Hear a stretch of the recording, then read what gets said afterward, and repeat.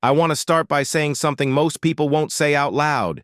If you make $1,000 a month, your problem isn't that you're behind. Your problem is that you've been taught to rush. I know, because I was there. I wasn't starving. I wasn't desperate. But every month felt like a quiet negotiation with my future. Bills paid, time gone, dreams postponed. And what I learned over time is this: financial freedom isn't built by dramatic moves. It's built by quiet decisions, repeated consistently, while no one is watching. Before we get into it, subscribe to this channel if you're playing the long game. Let me walk you through how someone starting at $1,000 a month can realistically become financially free in 5 years. Not through hype, not through shortcuts, but through clarity, discipline, and patience. Year 1. Control your life before your money. The first year has nothing to do with wealth. It has everything to do with control. When you earn a modest income, every dollar has a job. If you don't give it one, it will disappear quietly and take your peace with it. The most successful people I've studied didn't start by earning more. They started by seeing clearly. They knew exactly what came in. They knew exactly what went out. And more importantly, they understood why they spent the way they did. Year 1 is about learning restraint without punishment, cutting ego expenses, not joy, removing noise, not meaning. And alongside that, you begin investing in a single skill, not a passion, not a dream, but a skill people already pay for. Something boring, useful, transferable. This is where most people get impatient. But patience, I learned, is a form of self-respect. Year 2. Build leverage without quitting your life. In the second year, something subtle changes. You stop thinking in hours and start thinking in outcomes. You keep your job, not because you're afraid, but because stability buys you time. At night, on weekends, in small pockets of focus, you begin selling results, not your effort, not your time, your output. What surprised me most wasn't how hard this was. It was how little consistency most people have. The people who succeed aren't superhuman. They simply show up when motivation is gone.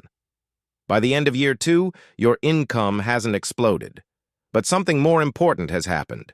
You've proven to yourself that your future is no longer tied to a single paycheck, and that realization changes how you carry yourself through the world. Year 3. Systems create freedom, not intensity. Year 3 is where the quiet separation happens. This is the year when effort stops scaling and systems begin. You stop reinventing work. You document it. You simplify it. You automate what you can. The most successful people I've learned from aren't obsessed with working harder.